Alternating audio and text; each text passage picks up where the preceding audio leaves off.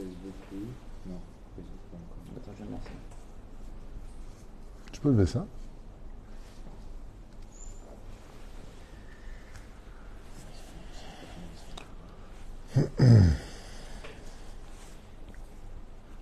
Attends, en direct là? Là,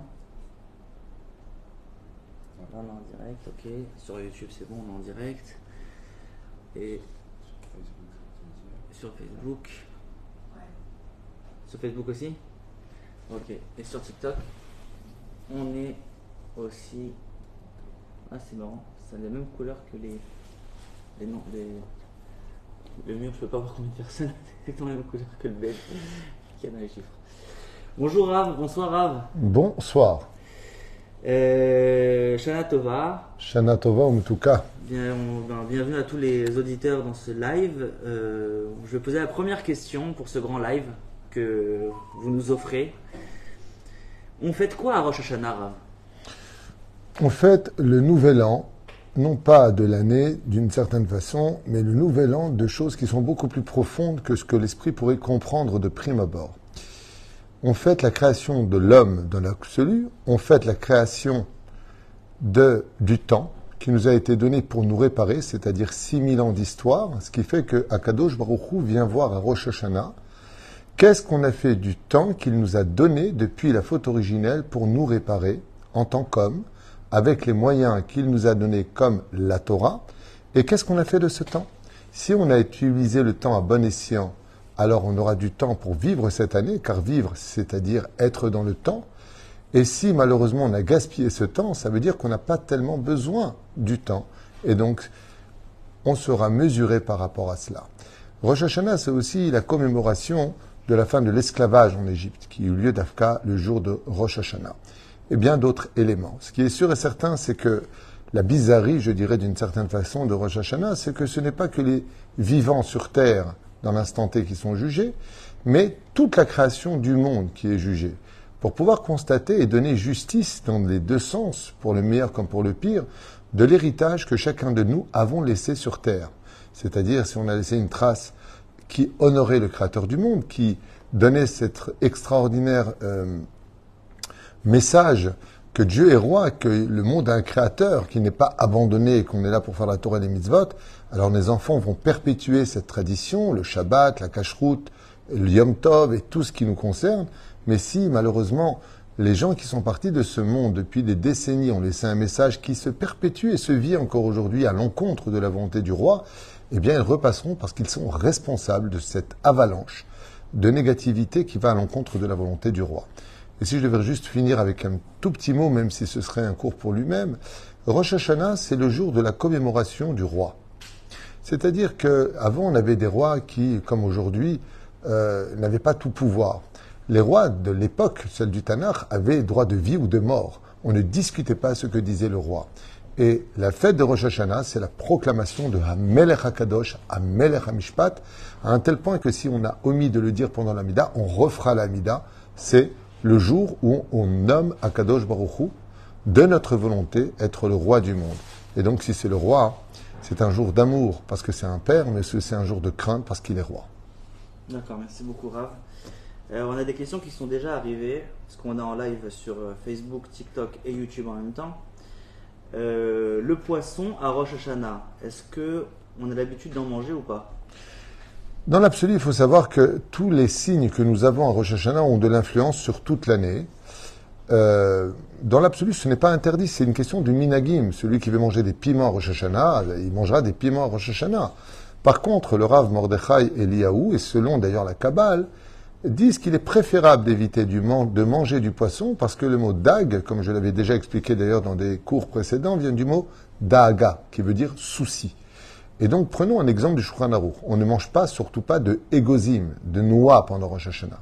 Pourquoi? Parce que la gématria du mot noix, c'est la gématria du mot faute, chet. Alors, si pour une gématria, on ne va pas manger des noix, à plus forte raison, quand la racine du mot poisson, eh bien, c'est le mot inquiétude. Et donc, comme on sait que pensée, parole et action ont une influence totale sur toute l'année, il faut avoir des signes qui soient vraiment des signes de douceur et de bonté. Ainsi donc, si vraiment, étant donné qu'en plus c'est Shabbat, tu veux manger du poisson, Je connais plein de gens qui n'ont pas mangé de poisson Rosh Hashanah, ils ont eu plein de soucis. Et je connais des gens qui ont mangé du poisson Rosh Hashanah, ils n'ont pas forcément eu des soucis. Je pense que les tzadikim les plus élogieux de l'histoire ont passé des épreuves très difficiles et connaissaient tous ces secrets. Je pense surtout que c'est relié à la kavana, à l'intention de ce que nous faisons. Si par exemple mon vrai plaisir à moi d'être plus heureux, ce sera de manger du poisson, alors je mangerai. Si maintenant je veux être nizhar, c'est-à-dire prudent, et je tiens compte de ce qu'enseigne la Kabbale et ce qu'a transmis le Rav Mordechai Eliyahu, Zecher Tzadik Kadosh V'Bracha, d'éviter de manger du poisson. Alors, comme j'ai dit à ma femme, nous on peut manger du poisson, mais on va éviter d'en manger de toute façon, comme il y a 4 repas qui se suivent, plus la Seuda Shlichit, soit 5 repas, c'est pas un drame de se passer de poisson pendant Rosh Hashanah, surtout si ça peut être Simana Tava, c'est-à-dire un bon signe. Mais si je mange pas du poisson, on ne peut pas avoir de soucis, mais que je suis encore Mechalel Shabbat, je mange toujours pas kasher, et je fais pas ce qu'il faut avec la Brit Mila, alors mange du poisson tous les Rosh Hashanah et fais tchouva comme il le faut. D'accord, merci beaucoup Rav. Et c'est la même chose pour ceux qui ne mangent pas de tête d'agneau ou de mouton. On dit qu'ils mangent une tête de poisson à la place. Alors, effectivement, on a l'habitude de prendre une tête de poulet, une tête de poisson, une tête... Après, c'est les traditions. Moi, je me rappelle que mon rave, à l'époque, quand on n'avait pas une tête de bélier, alors on prenait une tête de poisson. Mais le poisson, c'est dague. Bon, on va pas spécialement le manger. Mais on peut prendre aussi une tête de poireau. Ce qui compte, c'est que la phrase « Chénier les roches, vélo les alaves », qu'on soit à la tête et vélo les anaves, et pas à la queue. C'est le symbole qui est représenté. Et ceci étant, on peut tout à fait prendre un petit morceau de viande de joue et le déposer. On n'est pas obligé d'avoir un cadavre, une tête entière d'un bélier ou de quoi que ce soit d'autre à table. Ce qui compte, c'est la symbolique et le comportement que nous aurons à Rosh Hashanah. D'accord, merci beaucoup Rav. Le Mishouri à Rosh Hashanah. Alors c'est une question qui m'a été posée et reposée. Est-ce qu'on fait à la Hesh à Rosh Hashanah? Sur le domaine technique de la halacha, étant donné que nous sommes dans Yom Tov, on peut allumer mi-Hesh le Hesh, c'est-à-dire d'un feu à un feu. Mais étant donné qu'on est jugé, et que tout le monde sait très très bien que Rosh Hashanah, c'est le jour du jugement. Qui vivra, qui mourra, qui trouvera la santé, qui sera malade. Tous les événements, aussi merveilleux soient-ils que nous avons eus cette année, et les drames, les terribles attentats qui ont frappé notre pays, les situations, encore tout à l'heure, j'ai fait un spectre d'une personne qui est décédée, qui vient des îles. Eh bien, quand est-ce que ça a été décidé cela? À Rosh Hashanah. Donc, étant donné qu'à Rosh Hashanah, on ne dit pas de Hallel. Pourquoi? Parce qu'on ne sait pas qui vivra ou qui mourra. On peut pas. Le Hallel vient commémorer ce miracle qui a eu lieu. Mais là, on parle de l'avenir. Donc, on ne dit pas de Hallel. Le Mishui est très symbolique de fêtes, festivals, de joie comme Yom HaAtzmaut et autres. Ce qui fait que même si dans le domaine pratique et technique cela serait permis, ce n'est pas digne de faire des grillades à Rosh Hashanah. En tout cas, si on ne met pas de poisson parce que c'est Erdaga, ce serait un peu mal vu de faire à l'Aïch. Si maintenant, il n'y a que ça qui me donnera de la joie pour être heureux toute l'année, alors, Bezrat Hashem, bon Mishui. D'accord. Rav, doit-on faire la Souda plus tôt ce Shabbat? Absolument. On fera la Seouda plus tôt parce qu'on va faire Mincha plus tôt. C'est-à-dire que la Seouda de Shlichit, je suppose que tu poses la question, Nachon. Okay. Ouais. Alors, s'il s'agit ici de la Seouda Shlichit, on fait Mincha, nous par exemple, on le fera vers 16h, on fera Mincha, ensuite on fera Tashlir, puisque nous sommes en Israël et qu'il y a un Hirouv, on fait Tashlir pendant Shabbat, après quoi on retourne chez nous parce que les femmes sont occupées avec la famille et les enfants, on fait Seouda Shlichit et ensuite on retourne à la Beth Knesset, ce qui fait que oui, étant donné que selon le Shulchan Aruch, quelque part on pourrait faire Seouda Shlichit et Mincha. Mais le Harizal rappelle l'importance de faire d'abord Mincha et ensuite seulement Seouda Shlichit. Donc Mincha plutôt pour ce Shabbat, suivi de Tashlir, Seouda Shlichit, et on reviendra 1 heure ou une demi-heure en tout cas avant la Shkia pour un cours de Torah. C'est comme ça qu'on fait chez nous, dans notre Beth Knesset pour l'instant, Bezrat Hashem Yitbarach. Puis ensuite, à la sortie des étoiles, vers 19h22, 23, enfin 19h20, on rentrera dans la prière d'Arvit. Merci beaucoup Rav. Le Seder à faire est à quel moment? À quel moment on amène le plateau du Seder de Rosh Hashanah? Ouais, alors, c'est avant Motzi, après Motzi? Je vais donner une réponse, comme ça répondra à tout, selon Baruch Hashem, nos rabbanim les plus élogieux, Sfarad. On arrive à la maison, je vais juste, voilà, éteindre mon portable pour pas que ça dérange. On arrive à la maison, joyeux, Bezrat Hashem, on bénit sa famille, que des belles paroles pendant Rosh Hashanah, surtout pas, même pas de chariad mal placé, il serait même préférable de faire un ta'anit dibour, le jeûne de la parole, pour être certain de ne pas dévier vers la moquerie ou toutes sortes de paroles inutiles alors qu'on est jugé. Ceci étant, le fait d'être profondément agréable et souriant est plus que nécessaire à Rosh Hashanah, comme vous le savez. Donc on rentre, Sameach Meod, on regarde les bougies de Shabbat et de Yom Tov, Baruch Hashem, on bénit son épouse, on bénit ses enfants, on bénit tous les invités, on est en harmonie, et on fait le Seder. Alors le Seder est un peu long, parce que nous allons rappeler le mérite de tous les tzadikim qui nous ont précédés. Ensuite, Shalom Aleichem, on peut le faire avant ou après, c'est pas important. En tout cas, on a l'habitude de dire d'abord Shalom Aleichem. Il y en a qui le font, il y en a qui le font pas. Après, chacun son minag. Mais Mabel Lekin, on ne le fait pas. Et puis, on fait le kiddush. Quand on fait le kiddush, ensuite, on fait Nitilat Yadayim. Après avoir fait Nitilat Yadayim, on fait Hamotzilech Minaret. On a l'habitude de tremper le pain ou dans du miel ou du sucre. Et on peut mettre aussi du sel, chacun ses minagim. Et ensuite, une fois qu'on a mangé la quantité de 27 grammes de pain, on amène le plateau et on fait le seder après Nitilat Yadayim. Quelqu'un m'a posé la question aujourd'hui, il m'a dit, mais si j'ai fait un motilechem, donc je ne fais pas la bracha sur les fruits, mais tout ce qu'il ne se mange pas avec du pain, on fait la bracha dessus. Ce qui fait que sur la date, on dira borépéri haetz, et si on apportait un fruit de la terre, on dira borépéri ha-adama. Merci beaucoup, Une seule personne suffira pour la bénédiction, et si chacun veut le dire pour soi, il le pourra aussi. Mais en général, on a l'habitude que ce soit le chef de famille qui dit la bracha à voix haute. Les gens ne répondent pas Baruch Hu Baruch Shemo pour ne pas rentrer dans cette marloquette, ce conflit de savoir si on répond ou pas. Juste Amen suffira et ils mangeront Bezrat Hashem. Merci beaucoup, Rav. On a une question. Comment vivre pleinement ces 2 jours? Alors ces 2 jours-là, ce sont 2 jours qui demandent 2 disciplines. La première, est-ce qu'on doit avoir peur à Rosh Hashanah? Réponse, oui. Il faut prendre ce jour très au sérieux car toutes les choses qui nous sont les plus importantes vont être décrétées sur nous. Kol Baeolam, Ovrim Livnei Maron, toutes les créatures du monde passent devant Hachem. On va tous être jugés. J'imagine très très mal une personne à son procès faire le fanfaron. Donc oui, il faut prendre ce jour au sérieux, mais tant que j'ai compris qu'il est sérieux, je n'oublie pas que ce juge, c'est aussi mon père, et qui m'aime. Je n'oublie pas le mérite des tzadikim qui nous ont précédés. Et puis, je n'oublie pas que j'ai fait aussi beaucoup de bonnes choses cette année. Donc, je reste confiant. Il y a une grande différence entre faire un carnaval de Rosh Hashanah, qui est tout à fait inapproprié, que de rester confiant. Parce que je sais que mon père me connaît, même s'il me juge. Donc, on est heureux à Rosh Hashanah.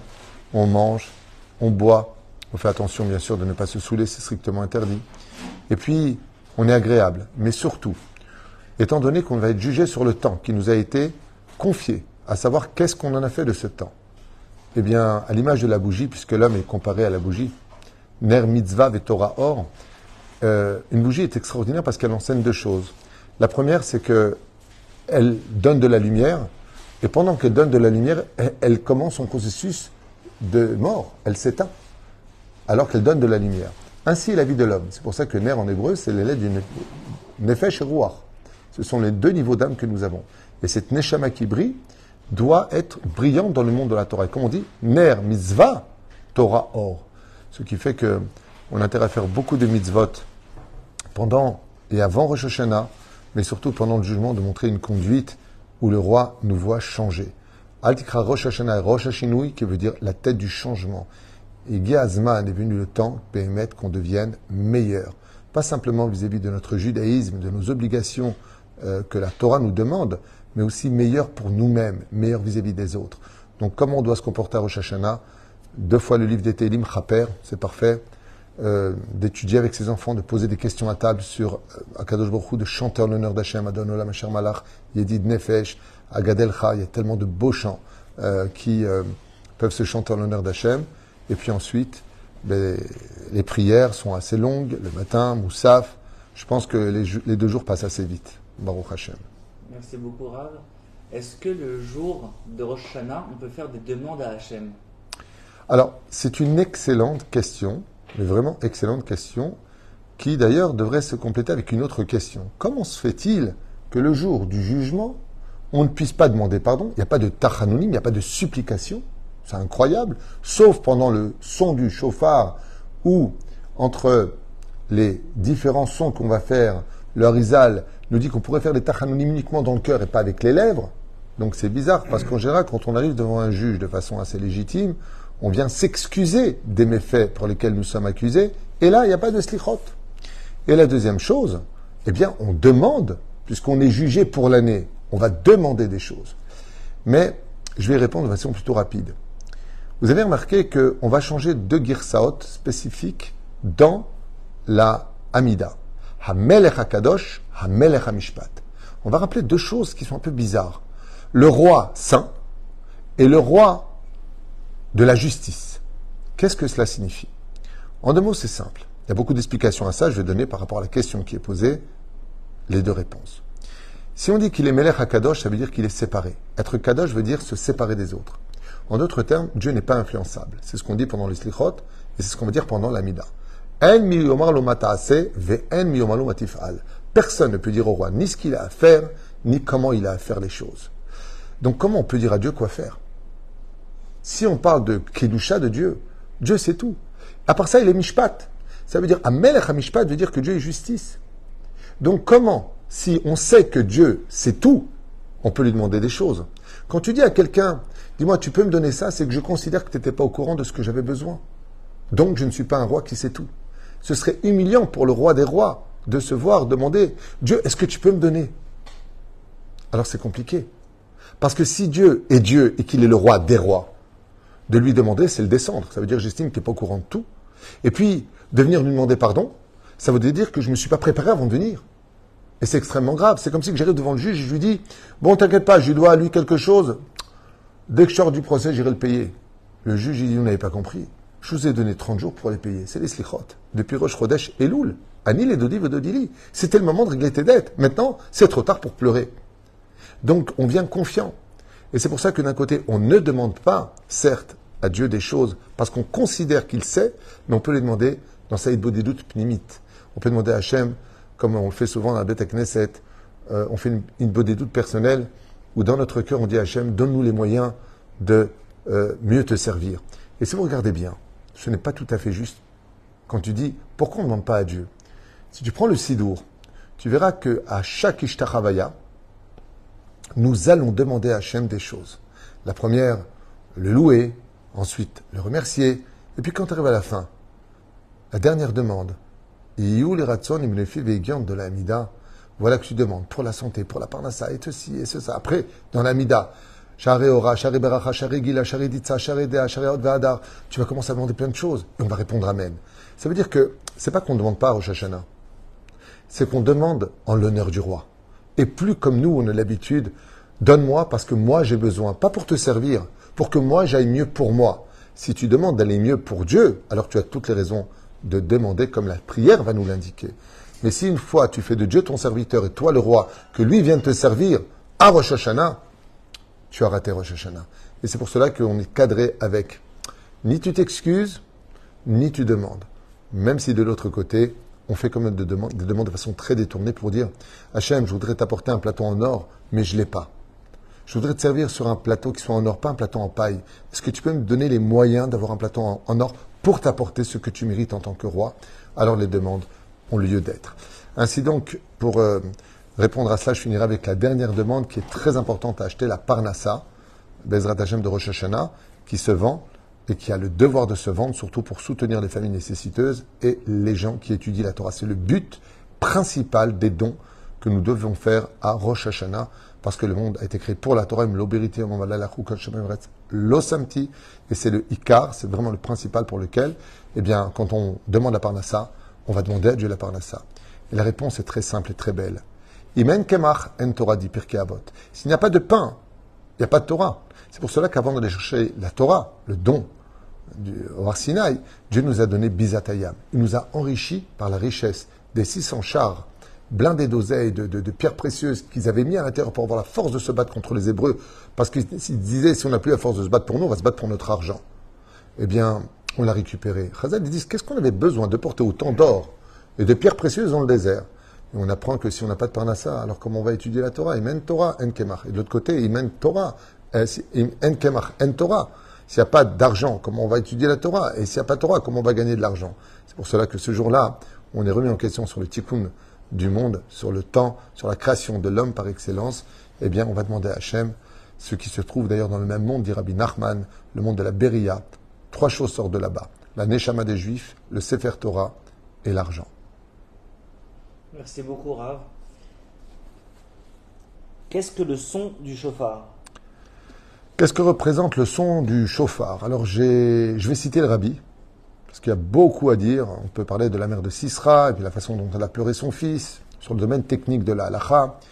Mais le Rabbi donne une excellente explication à cela. Il dit que quand on parle, aujourd'hui, vous m'entendez parler par exemple, c'est mon corps qui parle à travers le mélange de mon âme. C'est-à-dire, dans le judaïsme, contrairement à Descartes, on ne dit pas « je pense donc je suis ». Nous, c'est « je parle donc qui suis-je » ? Qui parle en moi ?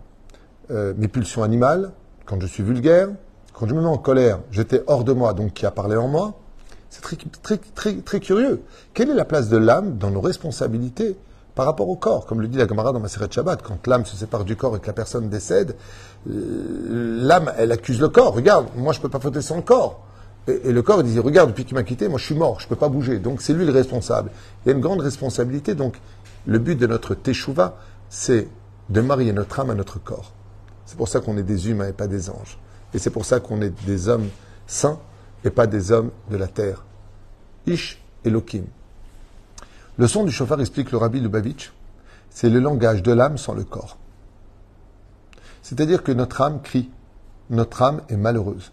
Le Rabbi de Lubavitch expliquait qu'une âme qui ne pratique pas la Torah, c'est une âme malade. Maintenant, comment je peux entendre, moi, l'âme de chacun de nous? Eh bien, le Chazan, qui doit représenter de façon impérative l'amour qu'il porte pour chaque juif, à l'image du Chazan, du Cantor, qui, dans sa Mida, va aussi penser à sortir tout le monde avec lui. C'est l'âme du peuple d'Israël qui crie vers Hachem. Et ce son-là ne peut pas être ignoré de Dieu. Parce que quand l'âme crie sans le corps, elle est chelek elokamimal. Ça force Hachem à nous regarder. La bénédiction du chauffard, l'ishmoa kol chauffard, force Hachem à nous écouter puisqu'on prononce la bénédiction sur le chauffard. Baruch ata Hachem. Comme si tu me dis, tu peux me donner un verre? Je te dis non, je ne veux pas te le donner. Tu dis, ok, Baruch ata Hachem, Elokeinu melech haolam, shakon vidbaro. Shakon vidbaro, je suis obligé de vite te donner le verre pour pas qu'il bracha levatala. On force par la bénédiction le Créateur du monde à écouter. Et quand le Créateur du monde, en tant que roi, écoute le son qui sort du chauffard, ça rappelle une très belle histoire que dit le Rabbi Lubavitch, magnifique. Il dit, c'est ce prince qui en avait marre de ce système dans lequel il était, d'être le prince qu'on respectait parce que son père était derrière. Alors il a décidé de quitter le royaume et d'aller à droite et à gauche se confronter à toutes les épreuves de la vie. Seulement voilà qu'il s'est complètement perdu et qu'au lieu de réussir, il a beaucoup trébuché. Après beaucoup d'années, il a décidé de revenir. Seulement les habits du roi, du prince, étaient complètement haillons. Personne ne le reconnaissait, puis il parlait pas très bien. Personne ne le reconnaissait sauf une personne. Quand il a commencé à parler, le roi a dit, mais c'est la voix de mon fils. Physiquement, on ne le reconnaissait pas, tellement il s'était assimilé, tellement les clipotes, tellement les écortes étaient sur lui. Mais quand il a entendu sa voix en disant « Où est le roi ?» le père a répondu « C'est la voix de mon fils ». C'est pour ça qu'on passe Dieu de qui c'est din à qui c'est rachamim. On passe au Créateur du monde, du trône de justice au trône de miséricorde. Parce que c'est le son du chauffard qui rappelle la voix de l'âme de chaque juif. Et c'est pour ça qu'on doit tous écouter le chauffard. Se vidant de tout. Parce que si un jour tu me poses la question « Comment ça parle une âme ?» Dans les mondes supérieurs, c'est de la télépathie. Quand l'âme est encore sur terre, c'est le son du chauffard. Magnifique. Merci beaucoup, Rav. Peut-on prier, on a plusieurs questions là qui sont arrivées, peut-on prier ce jour-là pour les autres ou il faut se concentrer pour nous-mêmes? On prie automatiquement pour les autres à Rosh Hashanah car vous constaterez que toutes les prières sont au pluriel et que l'entité du peuple d'Israël n'est pas l'individu lui-même. Même si on est jugé à l'échelle individuelle, nous sommes toujours observés à l'échelle du peuple. Donc, Bevada est compris pour les autres. Ce serait même un péché de toute sa vie durant ne penser qu'à nous-mêmes. À un tel point que la Gemara nous dit que si tu veux être exaucé de quelque chose, alors demande-le pour l'autre, et si tu en as toi-même besoin, tu seras exaucé avant lui parce que tu as pensé à l'autre. Vous savez, un père, quand il voit un fils qui s'est acheté une très belle voiture, Mazel Tov, mon fils, je suis content. Et puis il voit une deuxième voiture qui arrive derrière, il voit son deuxième fils. Il dit, oh, toi aussi, t'as acheté une voiture? Je suis tellement content. Il dit, ah non, moi, tu sais que j'ai pas les moyens, mais quand il a acheté la voiture, on dit, viens avec moi. Il voulait m'en acheter une aussi pour que moi aussi, je puisse rouler sur la route de ma destinée. À partir du moment où, Baruch Hashem, on pense aux autres, je pense que tout père et toute mère le comprendra et l'acceptera volontiers. Je pense qu'il n'y a pas un plus beau cadeau qu'on puisse faire à ses parents que de voir ses enfants unis qui pensent les uns aux autres. Quand il part en vacances, il prend aussi son frère. Quand il met une belle table, il lui fait une belle table. Je pense que l'union fait la force, mais surtout que c'est un réconfort pour celui qui nous a créés, pour lequel il est la tête. Voilà. Merci beaucoup, Rav. On a deux questions qui, je pense, qui vont s'entremêler. Rabbeinu et Rosh Hashanah, quel lien? Mais aussi, pourquoi les femmes sont interdites à Ouman? Alors peut-être que la réponse à la première question va répondre à la deuxième. Non, ce sont quand même deux questions distinctes. Okay. La première, c'est que il y a que des hommes qui sont là-bas, et les hommes qui sont là-bas sont de tout milieu. Il y a des gens qui sont extrêmement pieux, il y a des Mekoubalim qui débarquent à Ouman tous les ans. Et ceci étant, j'y suis allé plusieurs fois, j'ai eu le mérite d'y être allé, et j'ai vu des femmes à maintes reprises avec leur mari. Pas toutes les femmes n'y vont pas, mais c'est un rendez-vous où, petit 1, on ne peut pas avoir de relation à Rosh Hashanah en général avec sa femme. Ça ne veut pas dire que la femme viendrait que pour ça, ne le prenez pas comme ça, mais on ne peut pas avoir de relation avec elle. C'est un moment de hitbonenout dans l'absolu. C'est un moment de hitbonenout, ça veut dire que on est là en train de venir réparer quelque chose. Je voudrais te poser une question un peu bête, mais imagine que le mari gagnait le loto. D'accord? Pour celui qui adhère à Léouman. C'est-à-dire, il dit à sa femme, écoute, va faire les boutiques, vois ce que tu veux acheter parce que moi je vais encaisser le chèque. Voilà un peu à quoi ça ressemblerait Ouman. C'est pas que la femme ne doit pas y être, c'est que ça dérangera les autres d'y être. Ils n'ont pas envie à Ouman, qui est le tikkun de la Brit Mila, qui est la deuxième question, se retrouver face à une féminité qui risquerait de les déconcentrer, comme le demande la Torah. Donc, il y a des femmes qui sont à Ouman, elles restent à la maison pendant les 2 jours. Il y en a aussi qui sortent, j'en ai vu plusieurs fois, mais c'est pas la place d'une femme, parce que c'est un jour de tikkun. Il faut savoir qu'on vient chez Rabbeinu pour faire le tikkun. Et là, c'est la deuxième question. Quel rapport avec Rosh Hashanah? Eh bien, il faut savoir que Rosh Hashanah est né en conséquence de la faute originelle. C'est-à-dire que Rosh Hashanah est le recommencement, c'est la tête. C'est la tête d'un mois qui est au centre de l'année. C'est pas le premier mois de l'année, c'est Nissan le premier mois de l'année. Et donc, Rosh Hashanah, c'est la tête. La tête de quoi? La tête pensante. La tête de celui qui aurait dû réfléchir avant d'agir et de fauter avec sa femme. Car la faute originelle de l'arbre de la connaissance du bien et du mal était l'union interdite. Et c'est pour ça que la femme est devenue nida pendant cette union. Rabbeinu est venu réparer exactement ce point, mamash explicite, qu'on appelle le tikkun haklali, c'est-à-dire la réparation de la Brit Mila. Et c'est pour cela que le point commun entre Rosh Hashanah et Rabbeinu est relié justement au tikkun de la Brit. Parce que le jour où on aura réparé la Brit Mila, c'est-à-dire tout ce qui touche à la débauche sexuelle, quand on sera les gardiens de cette alliance qui a été empreinte sur notre chair le 8e jour, eh bien on aura tous les bonheurs de ce monde, à l'image de Yosef Hatzadik, qui est Sfirat HaYesod. Et ainsi donc, Yosef Hatzadik, qui est le fondateur d'une certaine façon du peuple d'Israël en exil, puisque c'est lui qui va le nourrir, c'est lui qui les fait venir, est capable de les nourrir partout où ils sont. De là, la Brit Mila peut sauver un juif de partout où il est, et Rabbeinu. Après, Yosef Hatzadik est devenu d'une certaine façon, selon ses dires en tout cas, pour celui qui adhère à l'étude de Rabbeinu comme moi, par exemple, eh bien, le gardien de la Brit Mila. Ce qui fait que comme tout passe par la Brit Mila, ainsi donc, le créateur du monde, Bezrat Hashem, le créateur du monde, eh bien, vient attendre de nous cette réparation, qui relie d'une certaine façon Ouman, la présence de Rabbeinu parmi nous, et le Tikkun Abrit, qui est la principale réparation, d'ailleurs pas que de Rosh Hashanah, mais de toutes les fêtes juives. D'accord, merci beaucoup Rav. Qu'est-ce qu'Hachem attend de nous à Rosh Hashanah? 3 points. Le premier point, le plus important, de faire de lui un roi. C'est la proclamation du roi. La deuxième chose, une teshuva entre nous et lui. Lui et nous. C'est pour ça qu'on est rendez-vous après Rosh Hashanah et Yom Kippour. La troisième chose, une relation parfaite entre nous. C'est 3 points sur lesquels on ne peut pas célébrer les fêtes. C'est pour cela que nos 3 fêtes juives sont reliées à cette dimension, d'ailleurs qui a été reprise plus tard par la Révolution française. Liberté, c'est Pessah. Égalité, c'est la Souka. Comment on dit? Liberté, égalité, fraternité. Je reviens en arrière. Oui, c'est ça. Quand je ne m'attendais pas à cette question, donc je ne prépare pas comme tu le sais. Alors, on avait dit, liberté, c'est la fête de la libération, c'est Pessah. La liberté, fraternité. Comment c'est? Égalité. Oh, j'ai du mal avec le français. Liberté, égalité, riche ou pauvre, dans une souka, on est tous dans une cabane. Et fraternité, qui est Shechad Belevechad. Et ce sont les trois fêtes qui représentent justement la Aliyah à la Riguel. Pour monter jusqu'à Dieu, il va falloir régler cette relation d'être un peuple libre qui va chercher sa Torah du roi des rois, et puis en même temps, ce peuple qui vit dans la fraternité et surtout dans l'égalité. D'être capable, justement, j'ai souvent expliqué que le communisme est ce qu'il y a comme idéologie depuis anti-Torah. Dans la Torah, si Dieu il a fait des gens qui sont riches et des gens qui sont pauvres, c'est pas pour rien. Mais que toi, tu sois communiste, donc que tu donnes à l'autre ce que tu possèdes de ta propre volonté, c'est vraiment faire l'égalité de ce que Dieu attend de nous. Ce qui fait que, j'ai souvent donné cette image, quand on est à l'échelle individuelle et qu'on montre notre main, vous verrez qu'aucun doigt est à la même hauteur, parce qu'on n'est pas tous pareils. Qu'on le veuille ou pas, on n'est pas tous pareils. On a des degrés différents, des intelligences différentes, des connaissances différentes les uns des autres. On est Cohen, c'est pas un Lévi c'est pas Israël. Mais par contre, quand on serre la main à l'autre, vous verrez que les doigts, eh bien, sont tous alignés au même niveau, quand on serre la main à l'autre. Et ça, c'est l'égalité que Dieu attend de nous.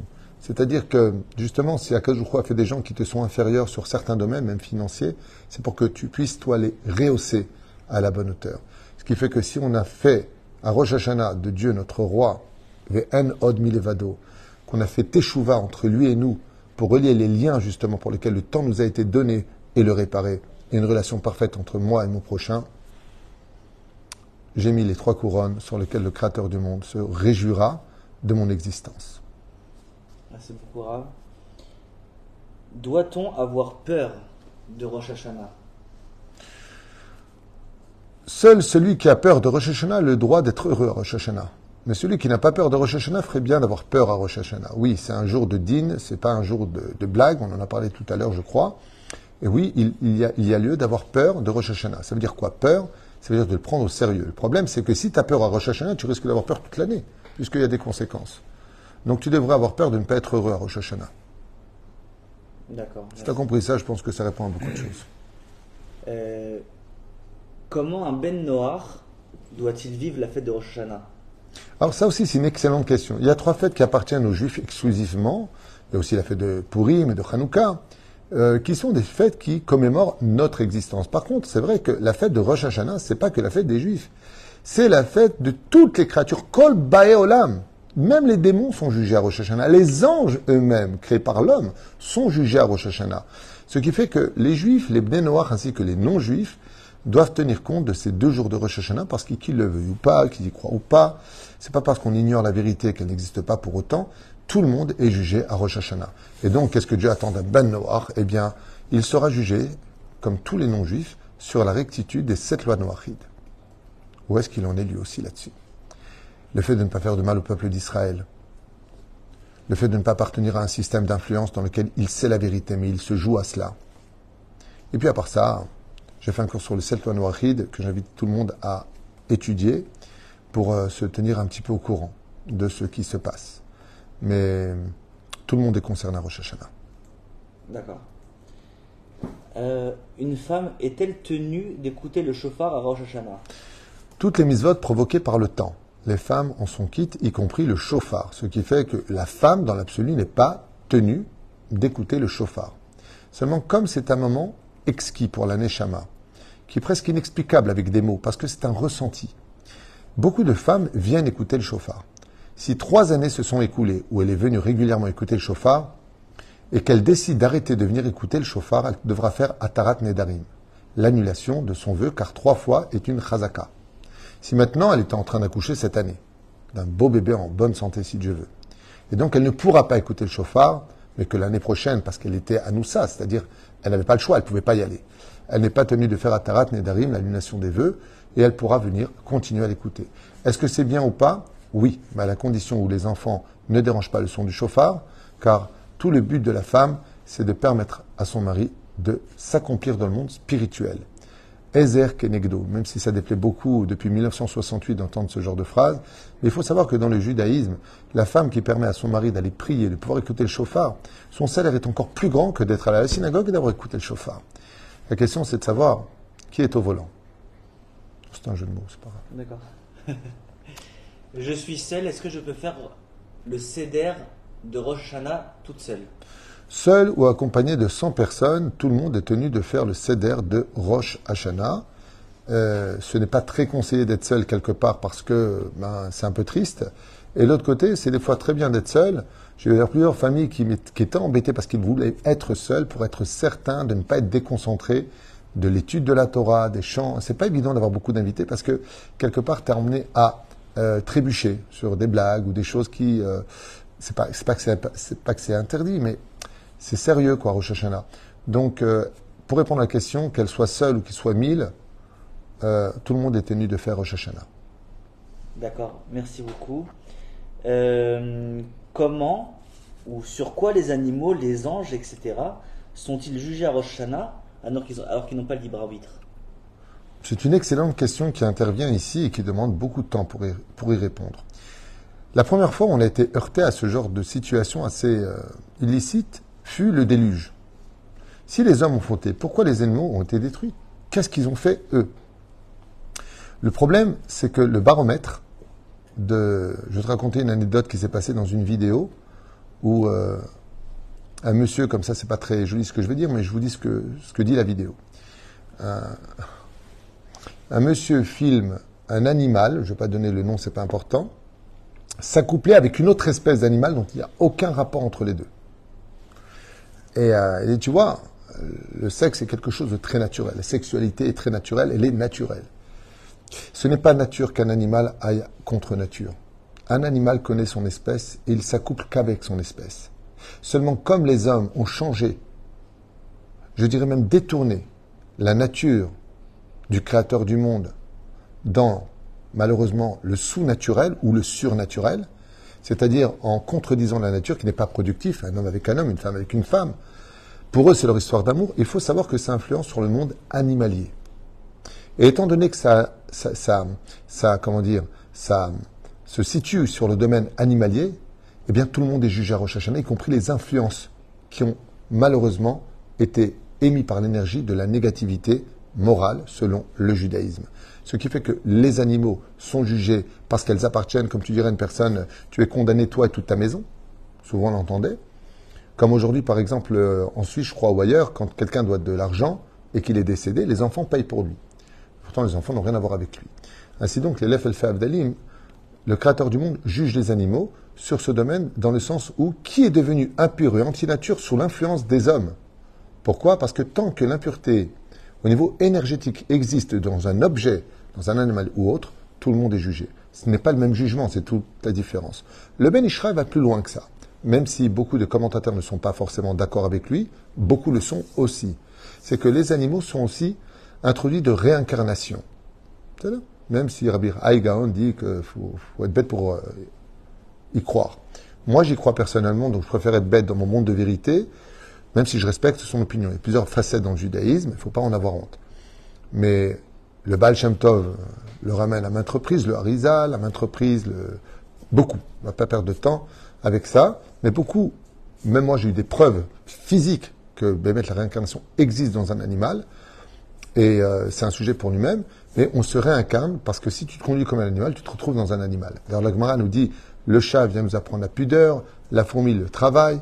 Ça veut dire que toute personne serait retrouvée réincarnée. Quand on parle des animaux dans le domaine ésotérique qui sont jugés, ce n'est pas l'animal d'extérieur qu'on voit, mais c'est l'âme qui se trouve à l'intérieur, qui se réincarne dans le minéral, le végétal, l'animal et bien sûr l'homme. Voilà pourquoi ils sont jugés. Maintenant, on se pose la question pour les anges. Donc je dis ça brièvement. Les anges ont dit le deuxième jour de la création, donc Michael, Uriel, Gabriel, Raphaël, et ainsi de suite, les anges ministres, qu'il n'était pas bon d'avoir créé l'homme, parce que l'homme est ingrat de par nature, qui est Tsevlev, Ara, Adam, Ramin et Urav, et donc il n'était pas bon de le créer. Donc ce n'est pas ces anges-là qui sont jugés. Ce sont les anges qu'on a créés par nos actions. Comme tu le sais, quand on fait une bonne action, on crée un ange. Et quand on fait une mauvaise action, on crée un ange négatif. Un qui est très éclairé, l'autre qui est très assombri. Les anges qui sont assombris, vont être les anges accusateurs. Ils vont monter sur la balance. Mais les anges qui sont par contre méritants, pourquoi est-ce qu'ils auraient honte de se présenter devant Dieu? Alors imagine tout simplement que la personne met cette filine, il va créer un ange grâce à cette filine. Il reçoit un message de sa femme par WhatsApp qui lui dit « N'oublie pas d'acheter les couches ». Et au moment où il dit la bracha, il sert. Et puis, ah oui, au fait, les couches, il faut que j'achète telle marque de couches. L'ange qui a été créé, il a une tronche qui lui ressemble, tout blanc, magnifique, avec la mesa des tefilines, et au niveau du cerveau, il y a marqué « N'oublie pas d'acheter les couches ». Ça veut dire, dans quelle situation tu as fait les mitzvot? Imagine que tu donnes une tzedaka, et ça te saoule, il y en a marre, passer tout le temps. Bon, tiens, viens, allez, pour pas perdre mon mazal, je vais donner de l'oseille. Et comment tu le fais? Tu lui donnes de mauvais cœur. Ça veut dire, tu lui donnes, mais bon, là, j'étais énervé. Ben, l'ange que tu as créé, il a ta tronche, c'est-à-dire une tronche de Tchabéav, énervé, caleboule. Et lui, quand Dieu l'appelle pour monter sur la balance du mérite, il a honte de venir devant Dieu. C'est ces anges-là dont on parle. Wow, merci beaucoup, Rav. Comment les femmes avec enfants doivent vivre Rosh Hashanah? Peut-on aller au parc pour les enfants? Bien sûr, Rosh Hashanah, s'il n'y a pas de problème de hirouv, ce qui serait problématique pour pouvoir sortir les poussettes ou porter quoi que ce soit, ce serait strictement interdit. D'ailleurs, c'est pour ça qu'en France et ailleurs où il n'y a pas de hirouv, ils feront tachlir le deuxième jour. Nous, ici, on a le hirouv, on n'a pas de problème. Donc, on pourra, Bezrat Hashem, faire tachlir pendant Shabbat. En ce qui nous concerne, nous, ici en Israël. Je crois qu'à Los Angeles, certaines régions ont le hirouv. À New York aussi, il me semble qu'il y a du hirouv. En tout cas, chaque région vérifiera qu'il y a un hirouv vraiment cachère pour pouvoir porter, car c'est un interdit formel de la Torah, Mirishut les Rishut. Oufren, donc pour répondre à la question, les femmes peuvent tout à fait s'occuper. Il est très bon pour elles de lire le livre des Teilim. Je conseille vivement à tout le monde d'étudier Rabbeinu, d'étudier des halachot. Il est bon à Rosh Hashanah de revenir sur les lois de Nida, puisqu'on répare le domaine justement de la Brit Mila, étudier Masechet Rosh Hashanah, de parler Bezrat Hashem de choses de Moussar, continuer Pirkei Avot. Le Rabbi avait dit qu'il fallait continuer Pirkei Avot depuis Pessah jusqu'à Rosh Hashanah. Tout ce qui touche à la moralité, et bien sûr, il faut occuper les enfants. Les enfants ne sont pas des robots, c'est pas du dressage. Donc il n'y a aucun problème de les sortir, d'être agréable. Juste faites très attention, par contre, si vous sortez au parc, de ne pas vous retrouver à parler des uns et des autres, surtout pendant Rosh Hashanah, puisque c'est à cause de Lachon Hara que le monde a été détruit. Merci beaucoup, Rav. Peut-on préparer la table et le repas avant la sortie du Shabbat?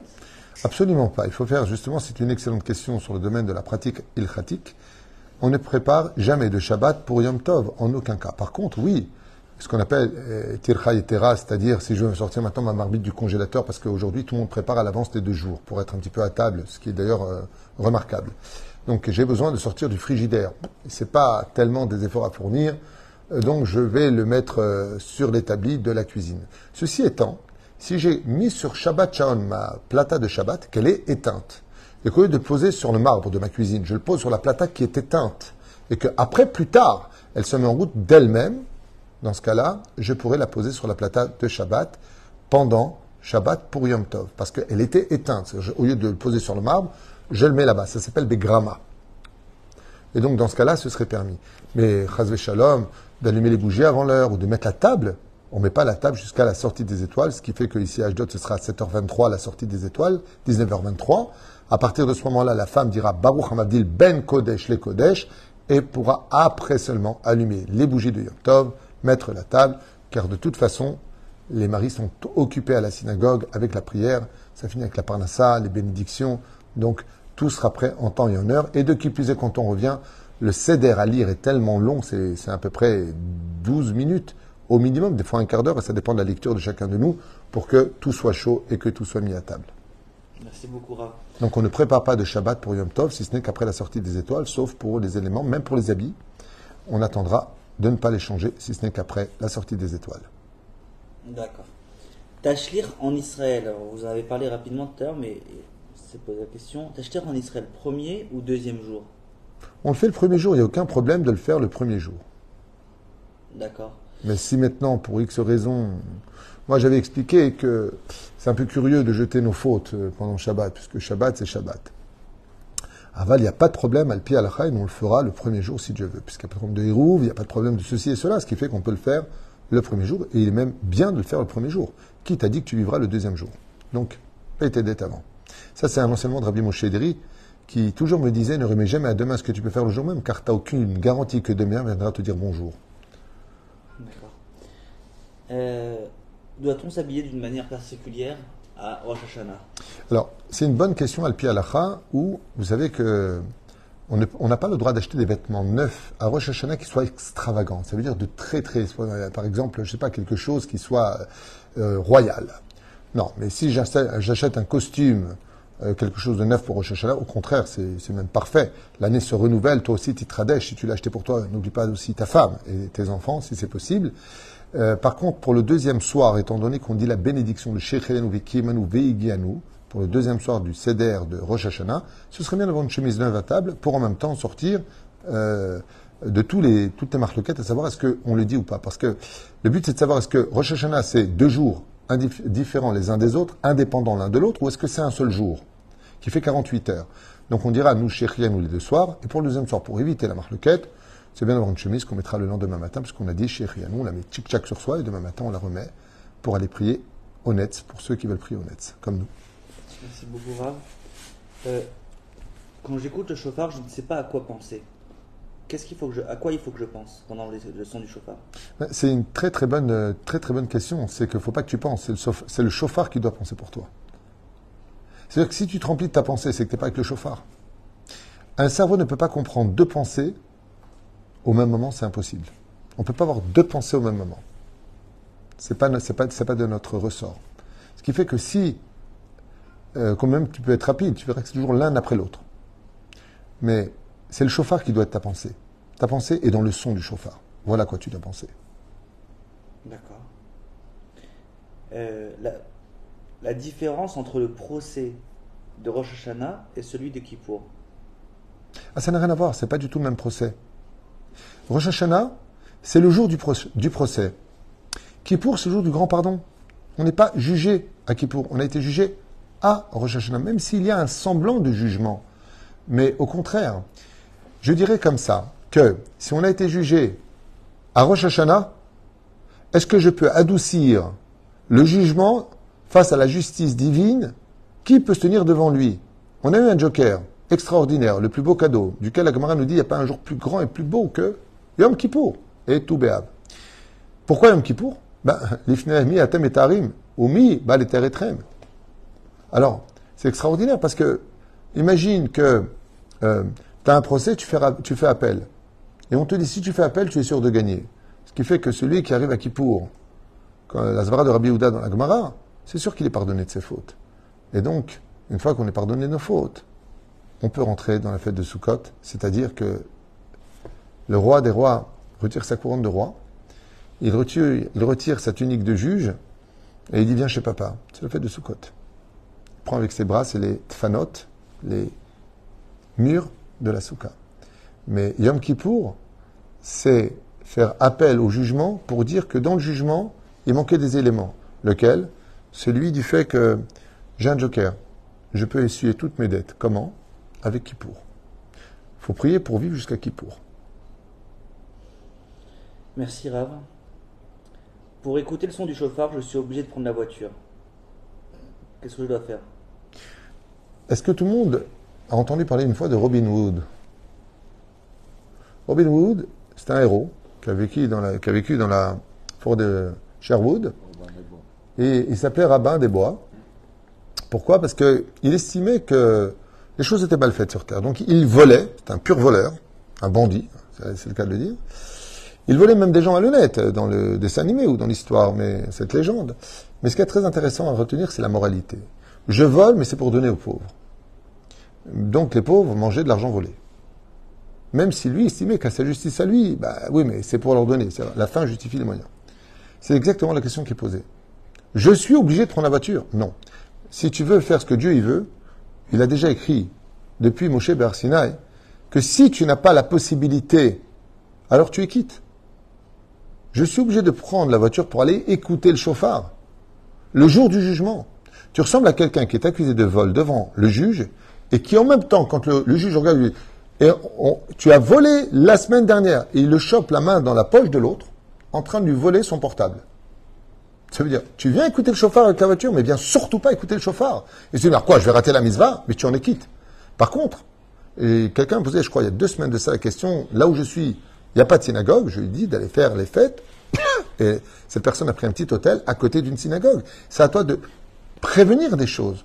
Mais de dire, je prends la voiture pour aller écouter le Sefer Torah le Shabbat, on prend la voiture, on ne fait pas une mitzvah sur le dos d'une Avera. Et si quelqu'un vous dit que oui, alors sachez que ce n'est pas de la Torah, c'est réformiste, libéral ou conservatiste. Chazve shalom, de prendre la voiture pour écouter le Sefer Torah, la Megillah, pas la Megillah parce qu'il n'y a pas de rapport avec ça, mais en tout cas, une mitzvah à faire sur le dos d'une Avera, on est des rabbins, pas des robins des bois.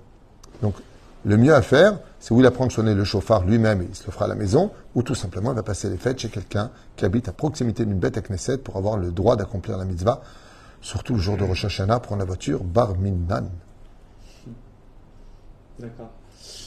Peut-on... C'est pas un jugement que j'ai apporté, c'est une réponse ilkhatique que tous les gdolim lui auraient répondu. Hein.